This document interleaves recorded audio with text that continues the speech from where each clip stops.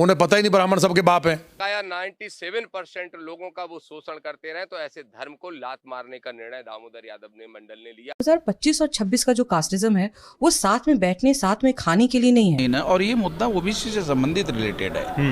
तो मैं ये चाहता हूँ कि ओबीसी को दोस्तों बहुत बहुत स्वागत करता हूं आप सभी का। यूजीसी के मुद्दे पर आखिरकार सरकार, मोदी सरकार, डबल इंजन सरकार बुरी तरीके से फंस चुकी है, क्योंकि इस समय पूरे देश भर में यूजीसी के समर्थन में आंदोलन किया जा रहा है। वहीं कुछ ऐसे भी लोग हैं जिन्होंने यूजीसी का समर्थन करते हुए अपना धर्म ही छोड़ दिया है।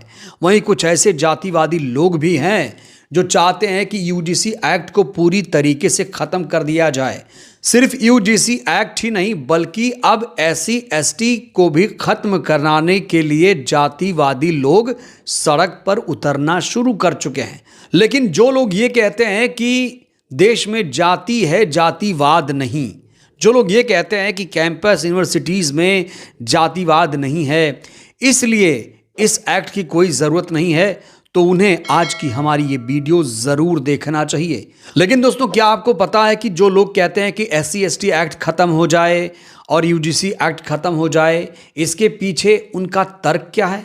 अगर आप ये तर्क सुनेंगे तो आपके होश उड़ जाएंगे, और अगर आप ये जानेंगे कि किस पार्टी के लोग ऐसा कह रहे हैं तो आपके पैरों तले की ज़मीन खिसक जाएगी। दोस्तों, क्या आप इस शख्स को पहचानते हैं?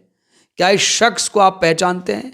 इस शख्स का नाम है नंद किशोर गुर्जर, जो सत्ताधारी पार्टी के विधायक हैं। ये कह रहे हैं कि ब्राह्मण सबका बाप होता है, ब्राह्मण सबके बाप होते हैं और इसीलिए यूजीसी एक्ट खत्म हो जाना चाहिए। सुनिए जरा। जो नारे लगा रहे हैं उन्हें पता ही नहीं है, उन्हें पता ही नहीं ब्राह्मण सबके बाप हैं, वही ब्राह्मणों के बच्चे हैं। यही तो शब्द है जिसकी वजह से वो नारे लगा रहे हैं कि ब्राह्मण सबका बाप है। हमारे बाप है, ब्राह्मण हमारे बाप, ब्राह्मण दलितों के बाप, सारे पिछड़ों के बाप, इस देश के बाप ब्राह्मण है। तो ब्राह्मण तो रहेंगे, अपने बाप को कोई गाली देता है क्या? उन्हें और सिर्फ सत्ताधारी पार्टी के विधायक ही नहीं बल्कि अब जो सरकारी चाटुकार हैं, अधिकारी हैं, उनके अंदर के जातिवाद का जहर भी अब सबके सामने आ चुका है। इस शख्स को दोस्तों आप पहचानते होंगे। दोस्तों, ये है बरेली के सिटी मजिस्ट्रेट जिन्होंने अपने पद से हाल ही में इस्तीफा दे दिया था। सस्पेंडेड पीसीएस अधिकारी, नाम है अलंकार अग्निहोत्री। अब ये सड़क पर उतर कर कह रहे हैं कि एससी एसटी एक्ट खत्म हो जाना चाहिए। तो जो लोग एससी एसटी एक्ट का विरोध कर रहे हैं, जो लोग यूजीसी एक्ट का विरोध कर रहे हैं, वही हैं इस देश के सबसे ज़्यादा जातिवादी लोग। और टाइटल से भी आप समझ सकते हैं।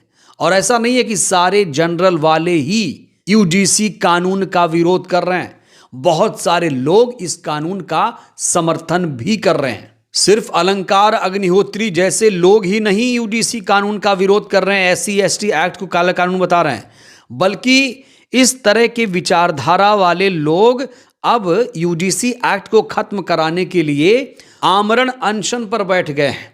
यहां देखिए दोस्तों, क्या इन चेहरों को आप पहचानते हैं? मैं इन चेहरों का नाम नहीं लूंगा, इन चेहरों को आप पहचान लीजिए, वस्त्र से ही पहचान लीजिए इनकी विचारधारा क्या होगी। प्रधानमंत्री कहते हैं ना कि वस्त्र से ही व्यक्ति को पहचान सकते हैं, तो आप इन लोगों को पहचान लीजिए। ये लोग जो है ना एससी एसटी एक्ट का समर्थन नहीं कर रहे हैं, एससी एसटी एक्ट खत्म कराने की बात कर रहे हैं, यूजीसी को काला कानून बता रहे हैं, और अब ये लोग आमरण अनशन पर बैठकर कह रहे हैं कि हमारे देश में जातिवाद नहीं है, यूजीसी एक्ट की कोई जरूरत नहीं है। आज गुरुजी को अनशन पर बैठे हुए तीसरा दिन हो गया है। ये जो यूजीसी का कानून ये सरकार लाने का प्रयास कर रही है, मैं इन्हें बता रहा हूं कि या तो ये इस कानून को समाप्त कर दें, नहीं तो सारी ही जातियां सड़कों पर उतरकर अपने आरक्षण की मांग करें। आज भारत में किसी भी जाति को आरक्षण की आवश्यकता नहीं है, सब संपन्न हैं, सब ताकतवर हैं। हिंदू को बांटने की कोशिश ना करें। गुरुजी और हम 20 वर्षों से हम सभी हिंदू को एक करने के लिए लगे हैं, लेकिन समझ में नहीं आ रहा है, ये अपनी राजनीतिक रोटियां सेकने के लिए हिंदू को बांटने का काम कर रहे हैं। तो जिन जातिवादी लोगों को लगता है कि एससी एसटी एक्ट की जरूरत नहीं है, यूजीसी एक्ट की जरूरत नहीं है, तो उन्हें अदिति नारायणी पासवान, जो कि असिस्टेंट प्रोफेसर दिल्ली विश्वविद्यालय की हैं, जिन्होंने जातिवाद पर बहुत सारे लेख लिखे हैं, जिन्होंने हमेशा जातिवाद के मुद्दे पर बात की है, जातिवादी लोगों को नारायणी पासवान जी का ये कमेंट जरूर सुनना चाहिए, ये टिप्पणी जरूर सुननी चाहिए कि हमारे कैंपसेस में, हमारे विश्वविद्यालय में, कॉलेजेस में कितना ज्यादा जातिवाद है। 2025 और 26 का जो कास्टिज्म है वो साथ में बैठने साथ में खाने के लिए नहीं है, वो उसे एक इंटैंजिबल कंपोनेंट में चला गया है। इंटैंजिबल कंपोनेंट का क्या मतलब है कि आपने सीयूएट में आप आई, आप एडमिशन्स लिया, आपने लोग आपसे पूछेंगे आपका स्कोर क्या है, आपने कहा कि मेरा स्कोर 1000 है और आपको बीकॉम ऑनर्स मिल गया कोई टॉप कॉलेज में। फिर बच्चे आपसे पूछना शुरू कर देंगे अच्छा तो आपको टॉप स्कोर मिल गया मतलब आप कोटा से हो, कोटा कोटा करके। फिर वो जब आपको पहली बार आपके क्लास में कोई आपको कहता है कि आप कोटा से हो तो आपका एक कल्चरल कॉन्फिडेंस टूट जाता है, आप अपने आप को आइसोलेट करने लगते हो। गलती उस बच्चे की भी नहीं जो आपसे आपका ये रैंक पूछ रहा है, क्योंकि हम लोग जो एक सोशलाइजेशन का प्रोसेस होता है कि हमने बचपन से क्या देखा, तो वो बच्चा जो आता है किसी भी यूनिवर्सिटी में आता है 17-18 साल में, उसको पता चलता है अच्छा 12th में मुझे 90 है, मेरे बगल वाले को 85% है, वो देखो वो टॉप कॉलेज में पहुंच गया, मैं क्यों नहीं पहुंचा? मैं इसलिए नहीं पहुंचा क्योंकि मेरे पास कोटा नहीं है। आपने एज अ पेरेंट क्या हम उसको ये समझाते हैं कि हमारे क्या कल्चरल, सोशल, पॉलिटिकल हमारा क्या कैपिटल रहा है, हमारा क्या कैपिटल रहा है जिसके कारण आज हम लोग 90% में और वो 85% में उनका एडमिशन हो रहा है। हम हिस्टोरिकल इनजस्टिसेस के बारे में नहीं बताते उनको, हम ये कहते हैं कि मैम हमारा इसलिए मिस हुआ क्योंकि उसे मिल गया, जबकि आपका और उसका अदरिंग का जो एक है ना वो वहीं से शुरू होता है। वो आप कंपीट उनसे उस 51% से आप कर भी नहीं रहे हो, आप कंपीट अपने 27%, अपने 15%, अपने 7.5% से कर रहे हो, तो वो अदरिंग तो आप वहां से लेके आ रहे हो। तो that is the first step कि आप बच्चे को वहां पे एक सेंसिटाइज करो कि why this country still needs reservation. दोस्तों इस समय पूरे देश में आंदोलन हो रहा है और जानते हैं आंदोलन में कौन कौन कूद पड़ा है? प्रियंका भारती, कंचना यादव, बामन मेश्राम, तमाम वो लोग जो हमेशा जय भीम का नारा लगाते हैं, जो हमेशा अंबेडकरवाद की बात करते हैं। मैं इसमें नहीं पढ़ना चाहता कि कौन सच्चा अंबेडकरवादी है कौन नहीं है, लेकिन आज जो यूजीसी के समर्थन में है वही असली अंबेडकरवादी माना जा रहा है। बामन मेश्राम ने इस पूरे मुद्दे को लेकर क्या कुछ कहा है, प्रियंका भारती का वो वीडियो भी मैं आपको दिखाऊंगा, लेकिन सबसे पहले इस नेता की बात करेंगे। दोस्तों ये दामोदर यादव हैं। दामोदर यादव ने बहुत बड़ा कदम उठाया, इतना बड़ा कदम शायद ही SC ST OBC समाज में से किसी ने उठाया हो। दामोदर यादव ने यूजीसी के सपोर्ट में सड़क पर उतरकर साफ तौर से ऐलान कर दिया कि मैं जिस धर्म में हूं अब ये धर्म छोड़ने का ऐलान करता हूं। और उन जातिवादी लोगों को दामोदर यादव का ये ऐलान जरूर सुनना चाहिए जो कह रहे हैं कि यहां पर तो जातिवाद नहीं है, यहां तो सब समान हैं। ऐसे जातिवादी कुंठित लोगों को दामोदर यादव का यह ऐलान जरूर सुनना चाहिए। देश के अंदर अगर सबसे ज्यादा आडंबर पाखंड है तो उसी धर्म के अंदर है जिस धर्म में मैंने जन्म लिया और मेरे पुरखे जिस धर्म को मानते चले आए। अगर किसी धर्म को सिर्फ इसके लिए इस्तेमाल किया जाएगा कि एक जाति विशेष के व्यक्ति को ऊंचा दिखा दिया जाए और उनको शोषणकारी बना दिया जाए और बकाया 97% लोगों का वो शोषण करते रहे, तो ऐसे धर्म को लात मारने का निर्णय दामोदर यादव ने मंडल ने लिया है और तय किया है कि इस देश के अंदर अगर मानवता है तो इनके अंदर है, अगर मानवता है तो जो यहाँ बैठे हैं जिस स्थान पे मैं खड़ा हूं उनके अंदर है। इसलिए इनके फॉलोअर बन के और गरीब जनता की, शोषित वंचितों की लड़ाई जीवन भर लड़ सकूं, यही मेरे लिए सबसे बड़ा काम होगा। इसलिए हमने तो जो लोग जातीय अहंकार में चूर हैं उन्हें यूजीसी एक्ट के बारे में पढ़ना होगा, समझना होगा, उसकी क्या ज़रूरत है उसके बारे में जानना होगा, क्योंकि बहुजन समाज के लोग इतने ज़्यादा मूर्ख नहीं हैं कि वो ये कहें कि मनुवाद की छाती पर बिरसा फूले अंबेडकर। दोस्तों इस समय प्रियंका भारती का एक वीडियो तेजी से वायरल है जिसमें वो सड़क पर उतरकर यूजीसी का खुले दिल से खुले मन से सपोर्ट कर रही हैं। देखिए जरा।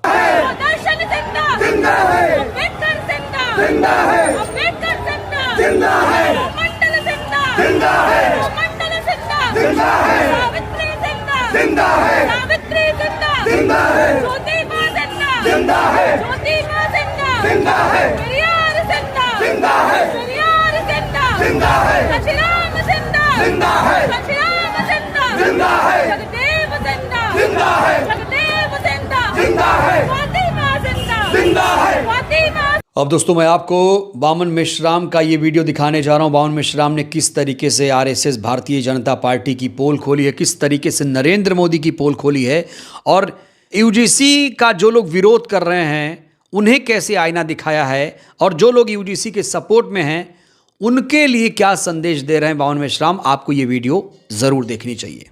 देखो ये अगर उन्होंने ऐसा रोक लगाया है तो हमारे लिए आंदोलन का रास्ता भी खुल रहा है ना। अगर उन्होंने रोक लगाया मान लो तो हम आंदोलन सड़कों पर उतरेंगे।